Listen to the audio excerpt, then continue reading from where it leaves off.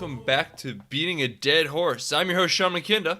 And I'm your host, Jackson Keller. And don't let our upbeat disposition fool you. This week we watched Hereditary.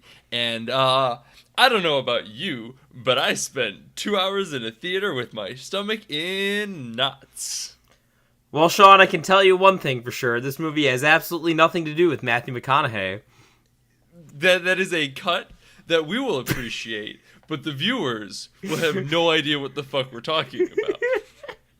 This is, however, a very true fact. Matthew McConaughey does not appear in this movie in any role. He did have a trailer beforehand, though.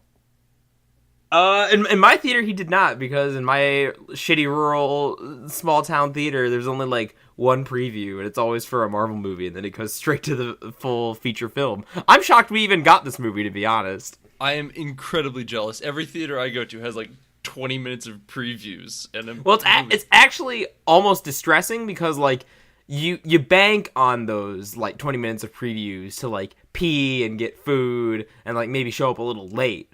But the like first like 10 times I came to the movies when I moved here, I was like, oh fuck, like I missed the first 5 minutes of Get Out, I think, because of this. So yeah, no, I'm so used to. I think Sam and I have seen the trailer for the new Mission Impossible a good 15 times. Like, it's in front of almost every movie we've gone to see, no matter what the movie was. This is the first time that we went and it wasn't in front of a movie in like the past 3 months, and I'm relieved, honestly. So, Mission Impossible, does that have Matthew McConaughey in it? I don't think so. Hereditary today. yeah. We're gonna let's dive into Hereditary. Maybe we'll tell you what. Before we do though, let's tease. Maybe one day you'll understand. Probably not. So yeah, Hereditary. Tell us about Hereditary, Jackson. So I think we should keep discussion pre-spoiler to an absolute minimum, and in that spirit, I will only say this: Hereditary was a very interesting movie. I don't know if in good faith I can completely recommend it. I've got some caveats. Basically, I found this movie very genuinely affecting in many ways. And then by the end of the movie, I didn't really feel that way so much. However, if you are a person who is really easily affected by movies, you might want to sit this one out. Yeah, it's very tense. I was honestly surprised how tense I was taken from it. And, like, you're going for more of, like, an emotional reaction, correct? Yeah, like, there were a couple scenes, maybe about a third of the way, a quarter of the way through the movie, like, kind of towards the beginning, where I thought I was gonna have to leave the theater. And I am not someone who is normally, like, that easily overwhelmed by a movie. So let that be your benchmark. Yeah, so if you feel like you're easily overwhelmed by movies, or like, as I said, I'm not really the type of person that gets wrapped up in the tension of a movie, and this movie had my stomach in knots, so like, if you are concerned with tension, probably sit this one out too. Or if you want to see it for the craft, watch it at home when you can pause it, walk away, and come back, because it pulls you along. And it's rough. I will say this is probably the most interesting movie that I've watched all year. So if I say that like I can't entirely recommend it, it's not necessarily because I think it's bad, but more so because I cannot in good faith recommend someone to go see this blindly without knowing what kind of stomach they got for movies, if you know what I'm saying. Yeah, for sure. This is the type of movie, like, there's that whole controversy when it kind of released about, is it a horror movie? The director says kind of, but not really, but yes. So, like, honestly, that says a lot about the movie unto itself, because it is, it defies genres in a lot of ways, and it has a lot of horror ideas, and, like, if you're familiar with horror movies, you'll probably get more out of this. But I think that it kind of bucks the traditional horror genre identities. So if you're going into it looking for something more along the lines of, like, Saw or Purge or something along those lines, you're probably not going to get what you want out of it. I found it was reminiscent of kind of a mix of It Follows and something along the lines of, like, Poltergeist or something like that. So not your conventional jump scares, much more of a psychological thriller based in horror, I guess. I'm not going to try and come up with, like, some think piece about why it's not actually horror. It's just it fits in many genres, I guess, is a good way of putting it. And I think we should call it there for pre-spoilers, because pretty much this is the kind of movie where any talking about the plot at all, talking about what happens is and hell, even maybe our pre-spoiler discussion there is maybe setting you up the wrong way. For what it's worth, I went in pretty much completely blind, so didn't have a particular expectation for how it was going to go, aside from, like, what I guessed the plot would be like, just from, like, the opening establishing scenes and stuff. If we set up any sort of expectations for you, try and check them at the door. Hard and fast recommendation from me, though, like, it is not for the faint-hearted. However, if you can interpret yourself as faint-hearted when it comes to movies in any sort of way, this movie is probably not for you. Yeah, I think that's a good way of wrapping up the pre-discussion of just know yourself before you go see it. So let's talk about Hereditary in a much more in-depth capacity, which I'm very excited about, because I've been thinking about this movie for, like, the full 24 hours that I watched it last night, and I really haven't stopped thinking about it. And I think this is going to be another one of those discussions where we get down to the argument of narrative versus how, like, the technical side of things, because a lot of times I end up getting wrapped into, like, the technical side of things, like with A Quiet Place and whatnot, where I just wanted to gush about that a lot and kind of discuss how everything plays into it there, and you're much more into, like, the narrative side of it. And a lot of times we can meet somewhere in the middle, but I feel like this is one where we might be at odds a little bit, especially towards the end. Yes, because as far as my arc with the movie went, I was ready to declare it, like, the best movie that I had seen this year so far, as like, new releases. And I mean, to be fair, it might still be that, just because I feel like we haven't had that many strong films come out, unless I'm forgetting something. I maintain Annihilation was very good, but sure, but I would probably still rank this above that. But either way, like, I was super into it. Into it was maybe the wrong word. So, all right. So let's just talk about because this movie, you'll hear a lot about, it broke new ground, like, trademark, or subverting expectations. That's something that's kind of a $5, like, movie criticism phrase that gets thrown around a lot these days.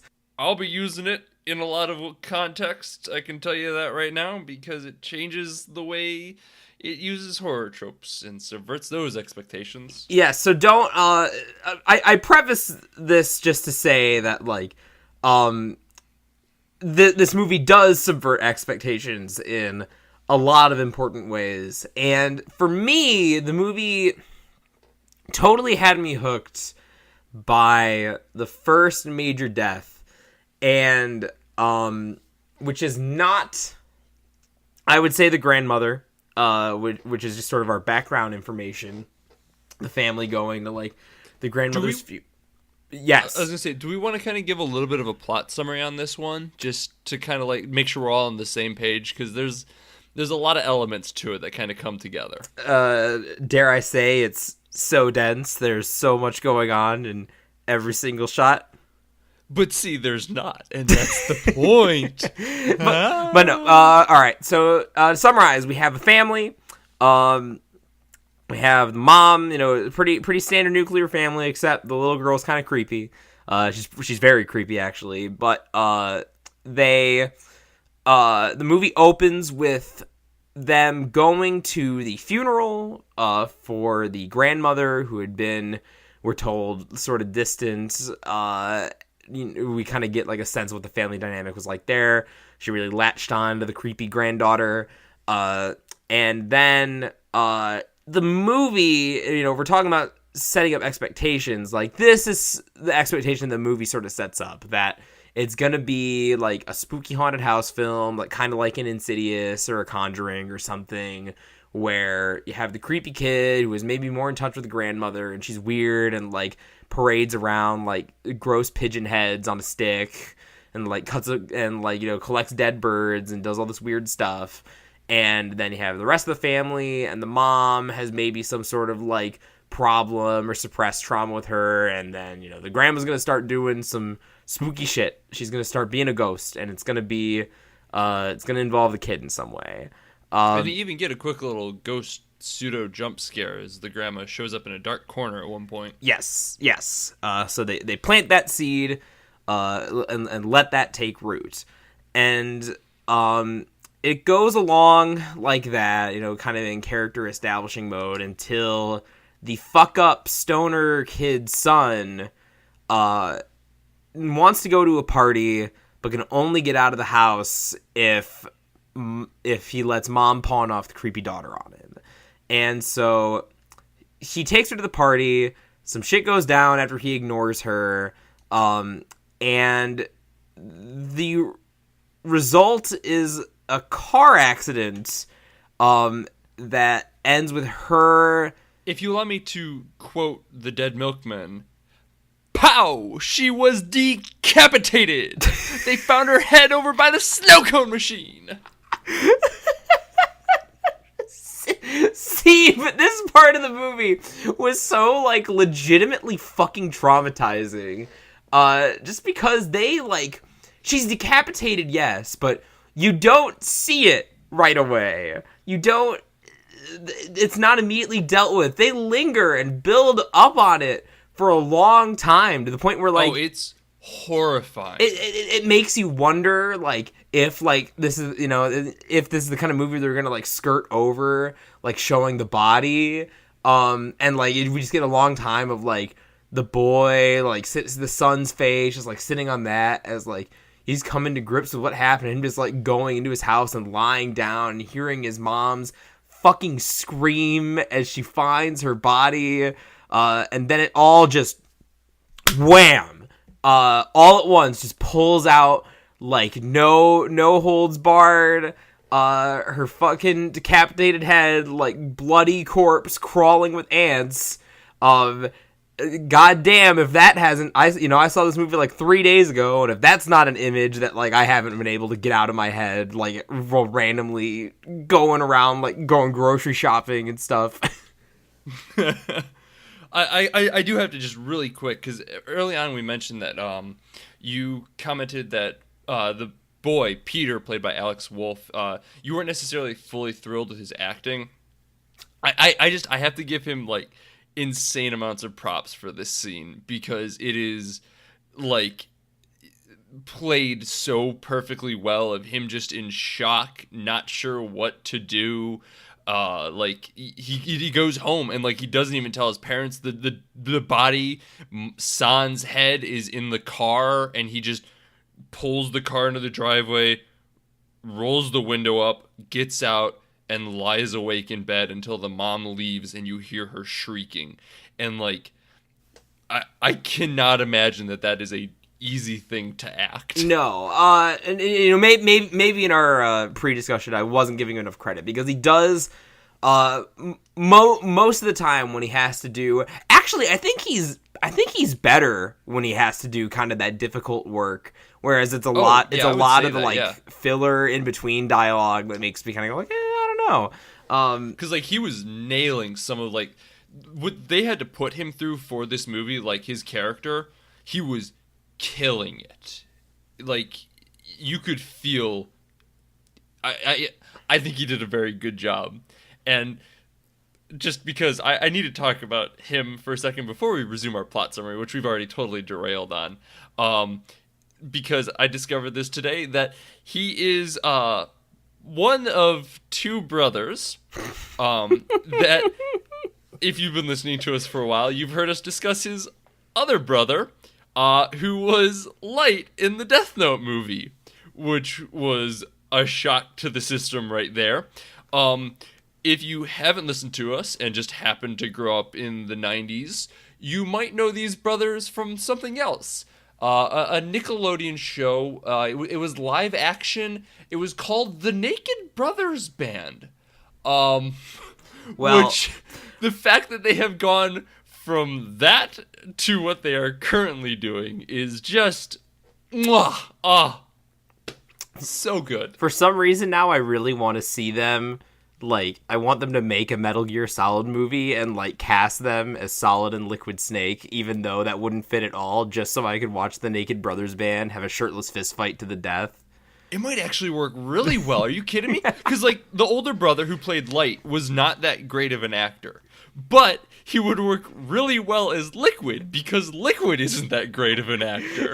He's just over the top and hammy the entire time. And then you get the younger brother who played Peter, who's a decent actor to play Snake, who was a decent actor. I'm down with this. What are you talking about? Okay, so...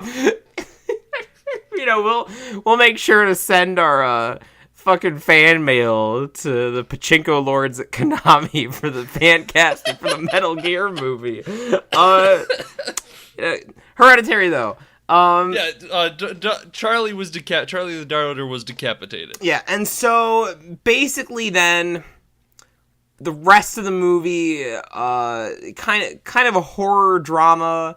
One part just sort of like dealing with grief, one part like family tensions being unearthed and like conflicts, one part kind of mental illness movie, and one part big old demonic cult possession. And you know what, like I've been thinking a lot about the way this movie ends up playing out, especially in the context, weirdly enough, within the context of Metal Gear, because when I think about the stuff that I enjoy in a film, or the stuff that I enjoy in like a piece of media, a piece of art more generally, it's often what I would call like straight-faced camp, something that's silly, something that has a lot of goofy stuff in it, something that has a lot of weird supernatural stuff maybe, that is still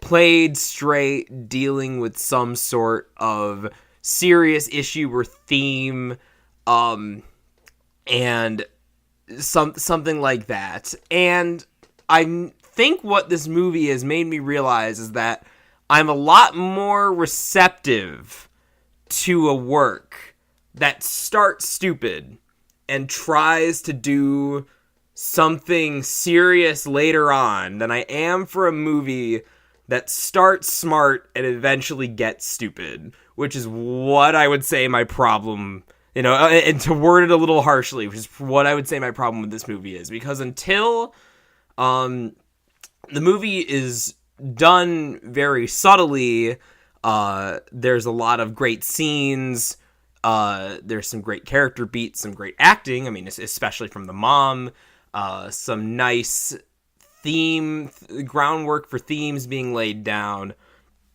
And then when the movie stops being about this sort of horror take on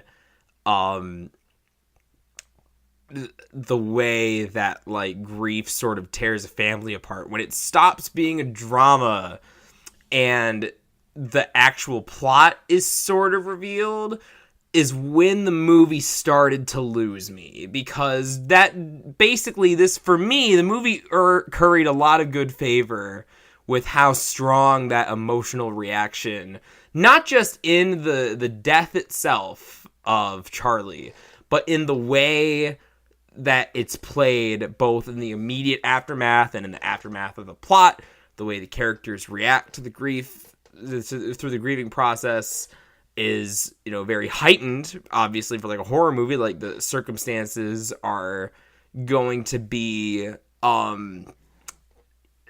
not your average ones, but they still, the emotional core there felt really true to me. Like, even when some like arguably silly stuff starts happening, like when the mom goes to like Joan, the old lady, and starts learning how to like communicate with the dead. There's also the fact that she might just be losing her mind in this moment. And B, like the fact that it's about her, like, in this desperation to like wrangle with this loss. Like, that's what makes it work.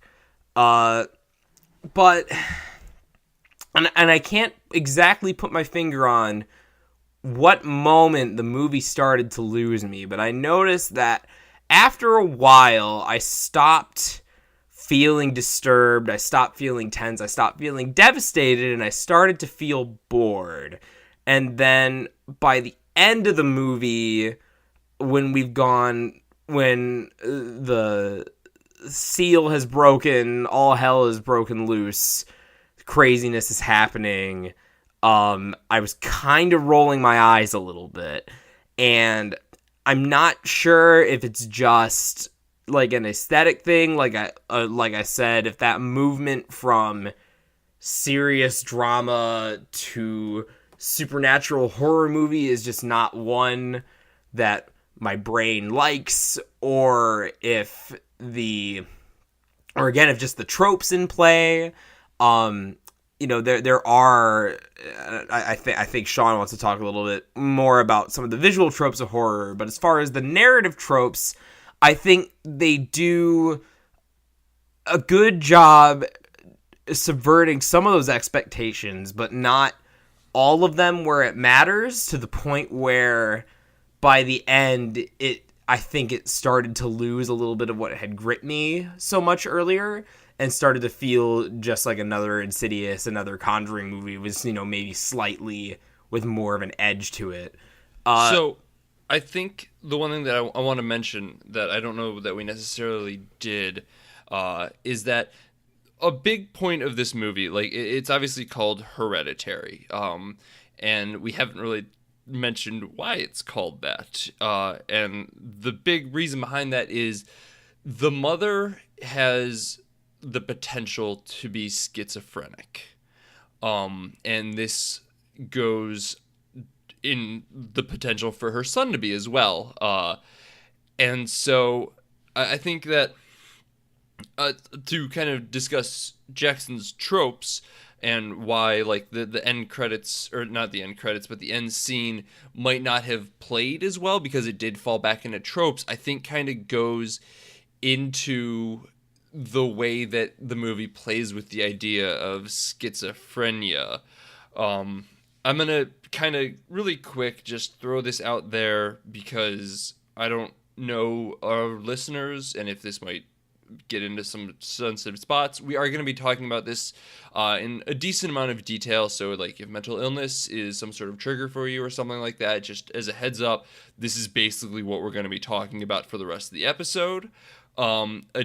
Additionally, I don't think either of us are necessarily particularly well equipped to do any sort of like real deep dive into the social implications that are contained within. So don't, expect that we're going to be like, well, here's the problem with displaying schizophrenia in this way or anything like that. So, like, just temper your expectations. We're going to be pretty much focused entirely on the movie. And if this is some sort of, trigger for you, no shame. I totally get it.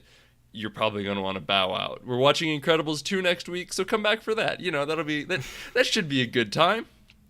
Hopefully we don't yammer on about objectivism the whole time this time. So yeah, schizophrenia and horror movie tropes. I think that we did kind of set up that, like, the beginning of the movie does play very much into the creepy child horror movie trope. The middle half of it really does a lot to buck that, and I want to talk about the way it does that with the camera and the set design and everything about that. I want to get into that in a little bit, because I think it's really fucking cool. But I think when it returns to it at the end, it does kind of go back and play into a lot of those old horror tropes, and I think a lot of that comes down to the idea of a return to form, in a way. What ends up happening is the characters, if we want to interpret this as schizophrenia and that none of it's actually happening, are slowly falling more and more into it with each tragedy. The mother started to dive into it with the death of her mother. Peter was not as impacted by it because he just didn't really like his grandmother. He didn't know her that well, like that's expressed within the movie. Charlie fell into it a little bit. If she indeed did have it, that's super vague and not necessarily pertinent to the story. But she ends up, decapitated. Peter inherently blames himself. The mother falls even deeper into it. Annie is the mother's name, just in case I start switching back and forth between that. And so we watch these characters dive deeper and deeper, either into schizophrenia or depression, and trying to find ways to essentially resurrect their daughter through satanic means. And so the one character that is kind of a pillar of normalcy throughout this, however, is the father. And he is a continuous, just there to kind of separate the abnormal from the normal. He is not related by blood, so he wouldn't have the schizophrenia gene, so it works rather well to have him as a totem of sorts. Eventually, he is killed in some manner. He burns to death when the mother throws Charlie's notebook in the fireplace. And the mother thought that she was going to burn when she did this. Instead, it's the husband. There's a solid implication that the mother burned the husband alive. But after he dies, it is when he goes full batshit. Peter comes downstairs. He sees that his dad is just immolated, and he, within the idea of schizophrenia, can't handle it, and just kind of, and like that's the final straw. That's where it descends fully into the idea of madness, in a way. And so, like, the ending does kind of end up playing a little hokey. Like, there's a scene where the mother floats up into the fort that's been outside their window the whole time, not subtly symbolizing hell with red lights and everything like that. And like Jackson and I both agreed that it was kind of a funny and weird scene. It's a little out there within the context of the movie, but like under the idea that this is all insanity and schizophrenia, it might make a little bit more sense in context, because the world becomes unstable. Like, we no longer have an anchor. We can no longer see what is normal, what is real, what is actually happening, and what is the visual and auditory hallucinations of the characters, what actually is and what is not. So and that all tracks, especially with the dad, like, because the dad going up in flames is just such a clear turning point. And I think even just in terms of the pacing of the film, like, that works as sort of our linchpin for dropping the facade of the drama and like letting the horror elements step up and dominate kind of the ending. But I think where I only just was thinking about this now, and I was wondering why the element of like, oh, is it real? Is it some sort of hallucination? Like, how much is going on supernatural? Like, why that question, I didn't really think about it at all after a certain point. And I think that that is due pretty much entirely to one shot at the beginning where when you pass by the car that they're in is passing by the pole that Charlie is going to be decapitated on, and there is the symbol of the three wise men, or whatever stupid demon thing. It was the explanation for that. I interpreted it as 3 heads, like they needed 3 heads for the... It doesn't matter. Yeah. I mean, I there was some sort of long text dump that you can briefly scan in one of the books, but anyways, but there's the symbol for that, and the symbol for the grandmother. Not the symbol for the grandmother, but the grandmother wears the same symbol on like a necklace, and this is in with her like demonic cult stuff. And so the thing about this shot is that, to me, because only we, the viewer, are seeing it, and it happens on such a pivotal point in the film. Like, this is, like, you know, Charlie's death is the linchpin of the whole film. And nobody, like, diegetically, nobody is looking at this symbol as we're passing by. Like, the camera is not Annie's or Peter's or Charlie's, like, eye looking at this, like it is for the necklace. This is a shot for the audience to look at. If I mean, it has been a couple days, and I'm No, you're entirely right on that one. Okay. I'm gonna rebuke pretty much whatever you have to say coming up after this, but you're right on. That's fine.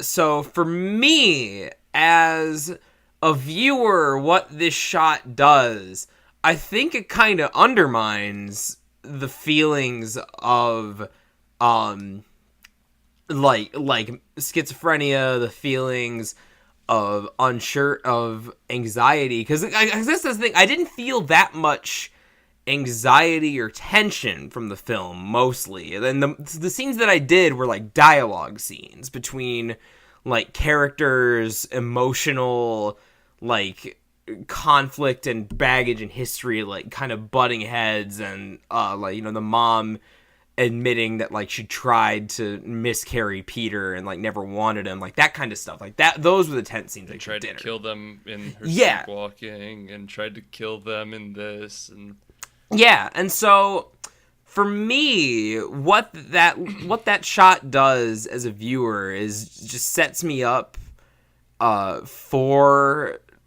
to accept that there's gonna be some supernatural, you know, wobbly wibbity wobs happening in this movie. And so by the end of it, when it all finally goes, I'm not wondering if Annie is all there in like the sanity department or whatever. I'm not thinking about that.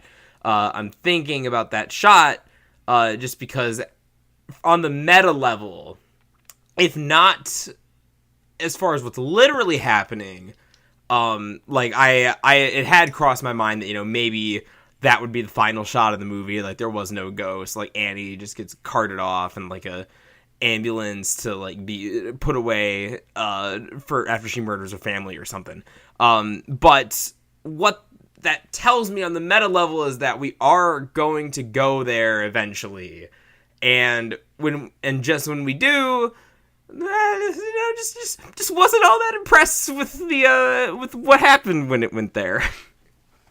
So I think, like, the big thing that I'm getting from what you've expressed, and maybe not necessarily as intentional as you might have meant, but like kind of what I'm picking up, is that the symbol on the pole kind of really just awoken you to the fact that this probably isn't schizophrenia at the time. Like, it basically just said, hey, this is reality. She's dying on this pole for such and such a reason because the grandmother set it up in some capacity. Which I definitely can understand that interpretation. And I think that it makes sense in a normal film. And this is my explanation on this is definitely going to get a little hinky. So like, I apologize for that, but I feel like it kind of plays within the world of the movie. Because the movie is not just playing with the schizophrenia of the characters. The movie is playing with your own ideas and expectations. So showing this symbol early on when it's still very much focused on like, ooh, it's a creepy kid movie, not only plays into the idea of the supernatural coming out later on down the road, because that's what a horror movie is, but it also plays into the idea that the audience's own eyes can't be trusted, and that we are going to see things and interpret things that might mean nothing and might be nothing. Because, and this is the part that I am by far the most excited about, and might be why I got so worried about it, is because I'm very much into like how a film is made and how it all kind of plays together. So when I realized what was happening, I got really into it, and like my own paranoia probably went up tenfold because of it.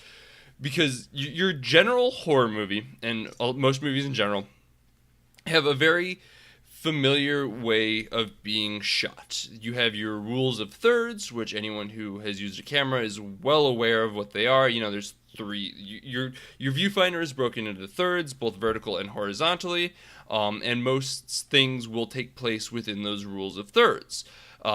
It's horror movies that tend to play around with the idea of having things not in the rule of thirds, because that's where things get a little bit more uncomfortable. It puts you kind of off kilter and off balance.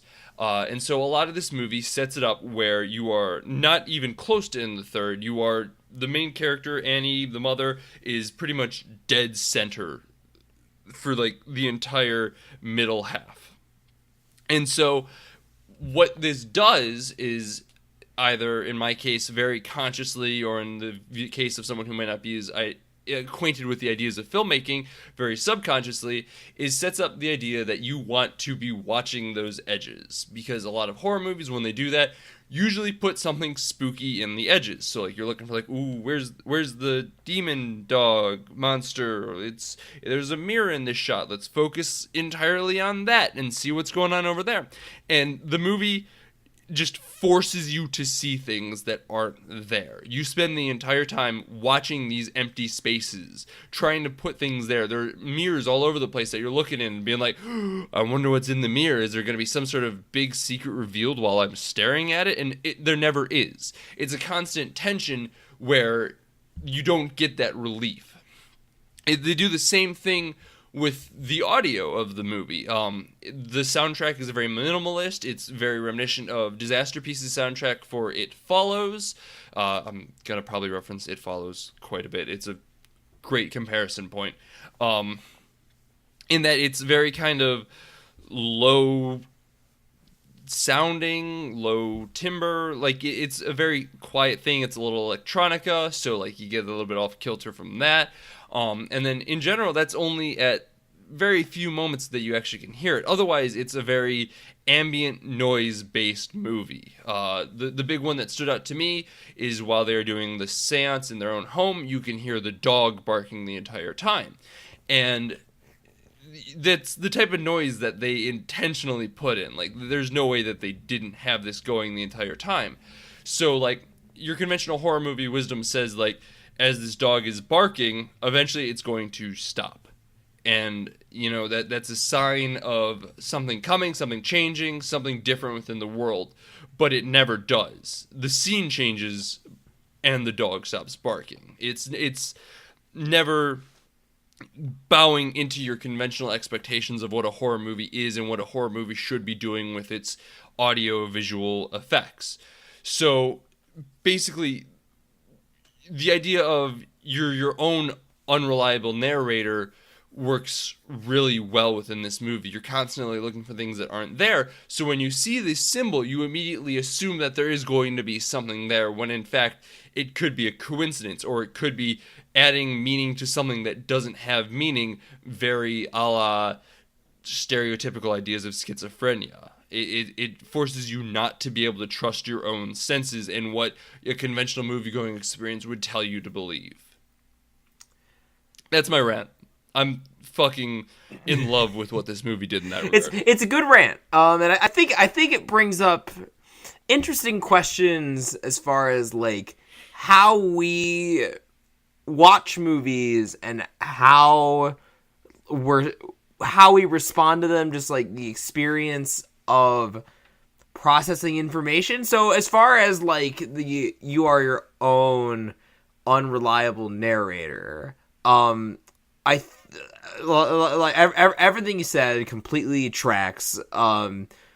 But for me as a viewer, I think one of the reasons that those elements, I mean, I guess as far as the tension in this movie, there was, I think part of the reason I stopped feeling tense, stopped feeling distressed, and started feeling bored was that eventually I feel like I started to catch wise to like this is what was happening and didn't I eventually stopped feeling tense in scenes.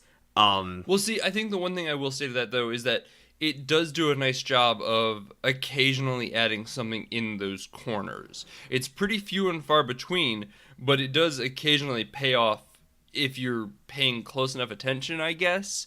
Not to insinuate that you're not by any means, but I think that it does kind of keep that tension re-upped in a way. Yeah, so it doesn't get completely stale for sure. But I think my core, I've been thinking about my problem with the movie in a lot of different ways, and I think I might make a comparison to The Last Jedi here, in that both movies have harken back to the original Star Wars trilogy. Yeah, I can see that. But the scene where Pete Wolff, whatever his fucking Naked Brothers band name is, the scene where he has to blow up Charlie's head really reminds me of the original. Do it, and your conversion to the dark side will be complete. No, but it reminds me of The Last Jedi in that both movies set out to sort of subvert expectations, sort of flip the lid, and both are successful to varying degrees, but I don't think they're successful enough. Because that was sort of our problem with The Last Jedi, is not that it tried to do stuff that was different from Star Wars, that it still had a bunch of the same Star Wars shit that's gotten tedious by now. And this movie's better about that. There is a lot more to offer here over just sort of your typical, It's the movie I keep thinking of. God, me too. I don't know why. I mean, it's a good comparison because it is just a big blockbuster jump scare horror movie. It tries to have some character beats with the kids, but mostly you're there to see a spooky clown make a weird face and then dance. If you want an actual it horror movie, go watch Stranger Things, because that actually has character beats. Yeah. Hot take from 7 months ago that I made in that episode. So I guess. So I mean, there's certainly, by those standards, certainly plays with a lot of conventions. But I think ultimately, when you get to the end, just like The Last Jedi, what I end up having on my hands still just has too much of the demonology, cultist horror movie trappings for me to really appreciate it that much. Once we have gone full chaos, I'm no longer questioning the themes of mental illness or the impact of grief or trauma or whatever.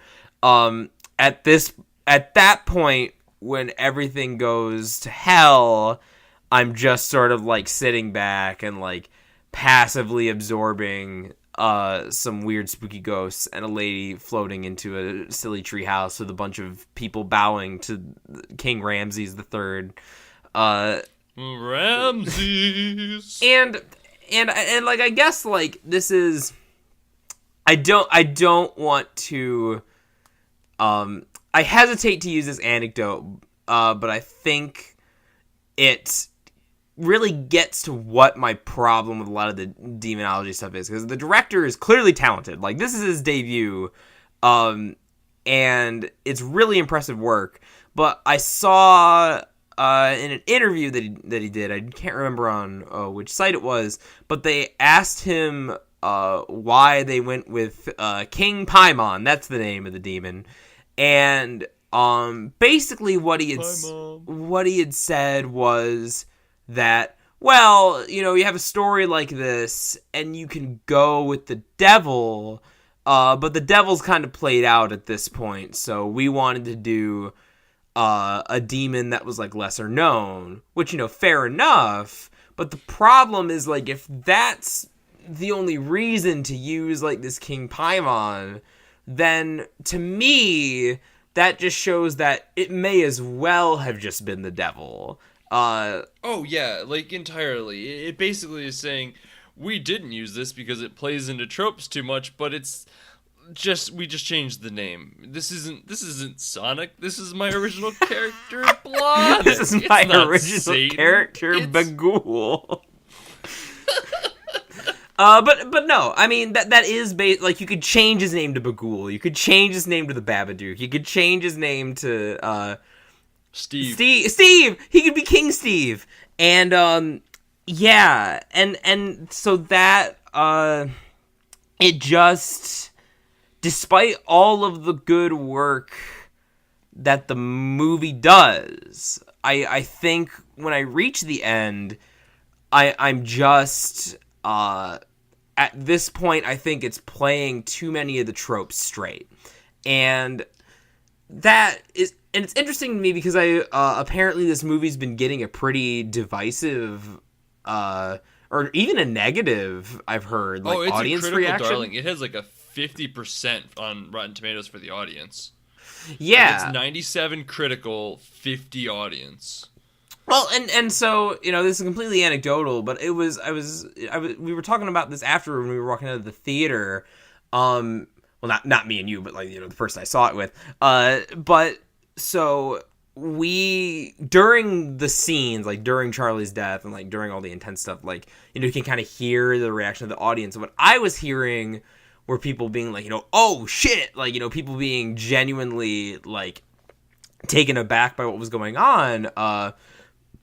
But by the ending, people were giggling.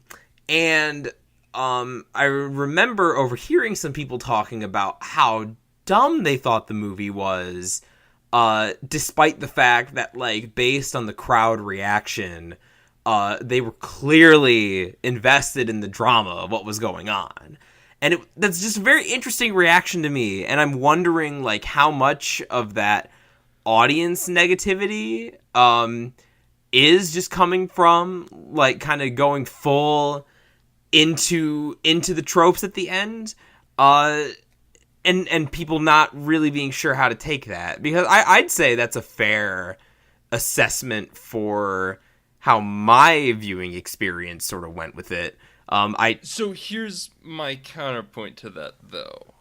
Is, like, my viewing experience actually was pretty positive this time, and that, like, the audience was pretty much involved in it the entire time in an enjoyable way. They all seemed to be pretty hooked on it. But I think that, like, it was pretty well reviewed, wasn't it? Like, audience-wise?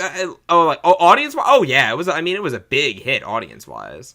I think that might be a lot of it, too, though, is, like, this is doing something totally different than what the audience is expecting. Like, when they're told it's a horror movie, they're expecting it, they're expecting Saw, they're expecting something else, and this is none of those things. Like, the middle half is legitimately an hour of hard, weird shots, uncomfortable angles, and familial drama.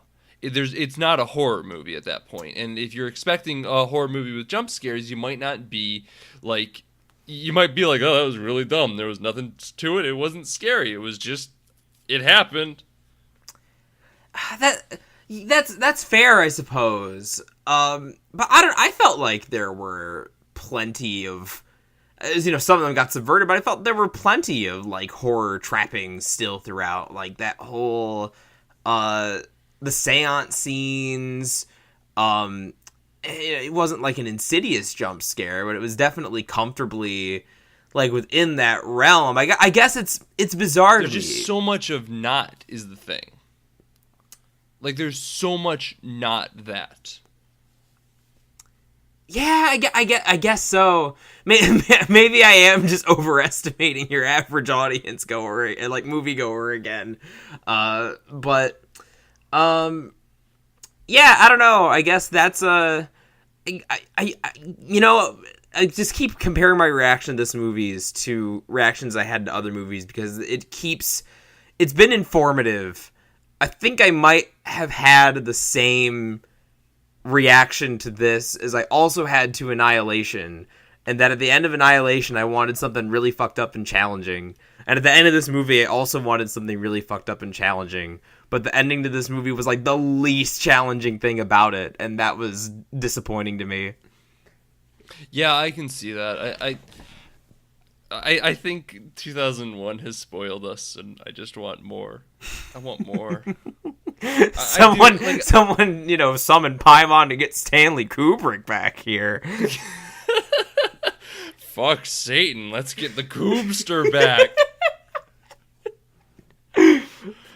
I get what you mean, though. Like, I felt very similar with Annihilation, despite the fact that I really liked it, and I felt similar. Like, admittedly, I think that the ending works better in this movie than you do, but I entirely see where you're coming from in the idea that it might not be exactly what we're looking for. Like, it might not be as challenging as we would want it to be.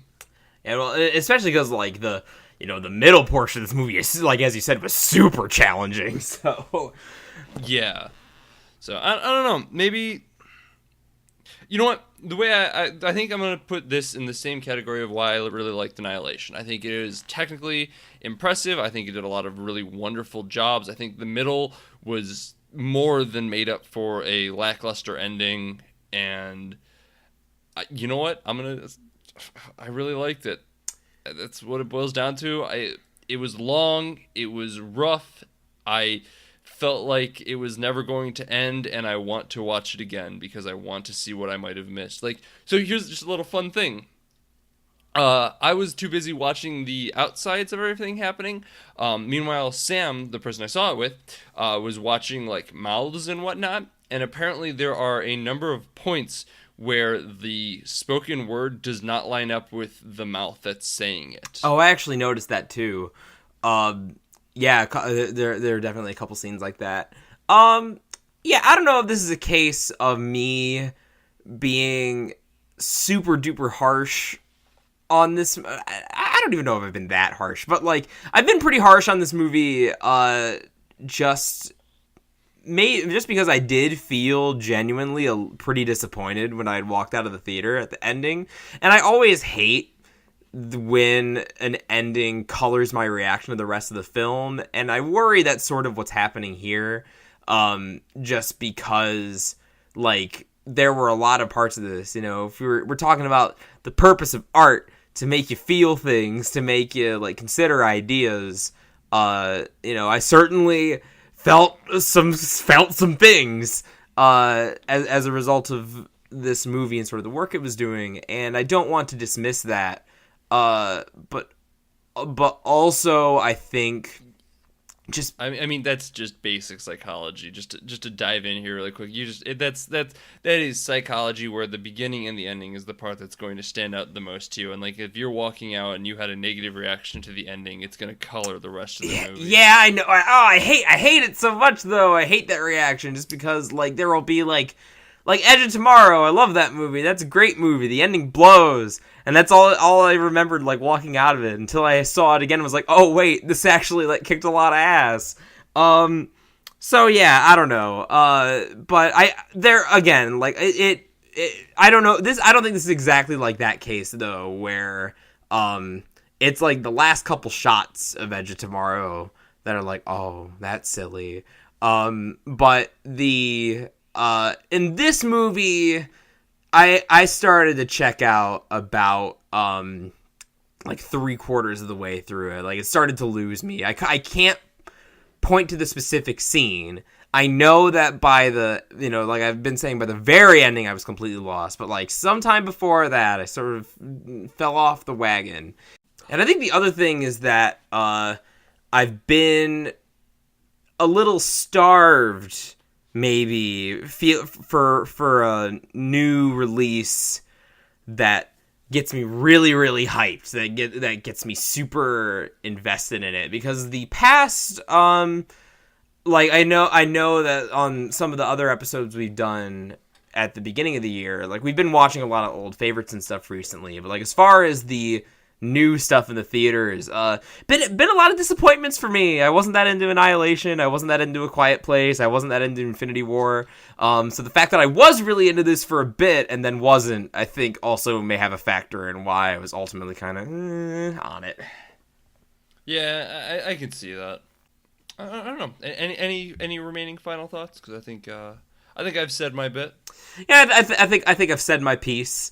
I think my take is sufficiently hot. We can take it out of the oven. All right. Well, with that, then we'll wrap it up. I've been Sean McKinda. You can find me on Twitter at Sean_McKinda. You can also find me on my website, isortof.com, where I'm actually writing reviews now. I did a review for Hotel Artemis, a movie that we were discussing, potentially talking about on the podcast, but ended up not, because this is a far better movie.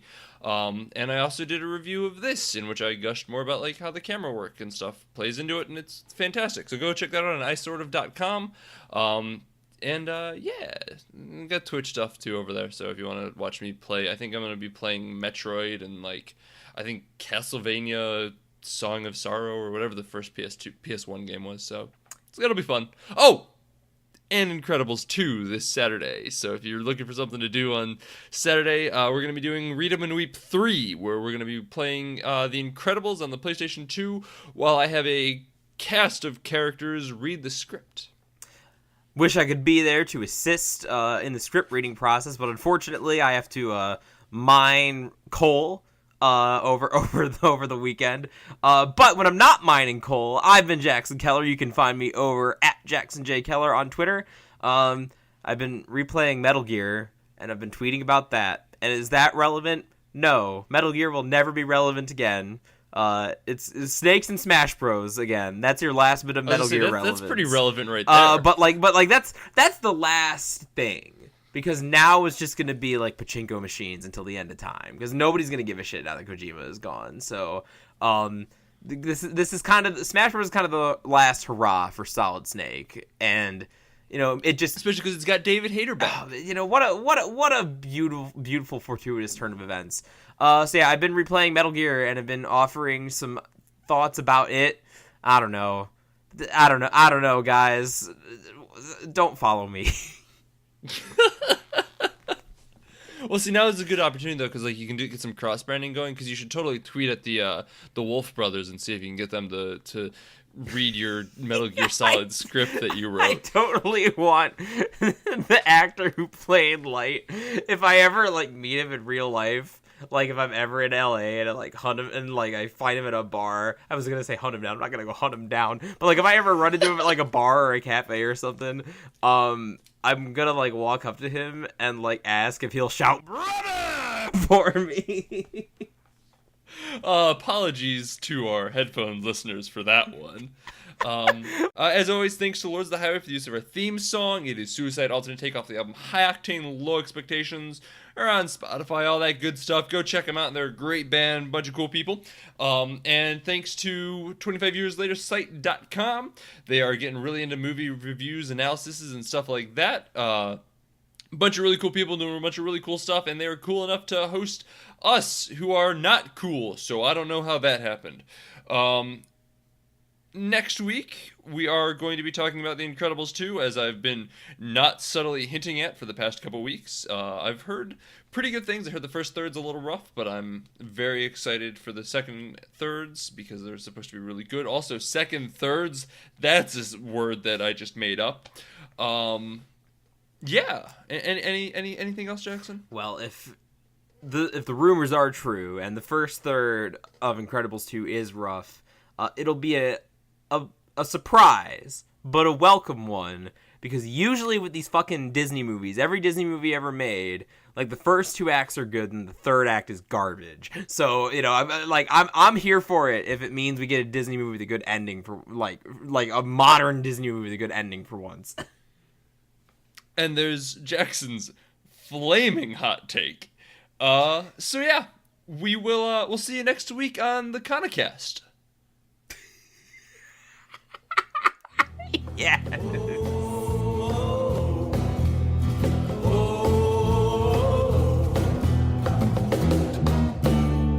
Don't you go into the ground.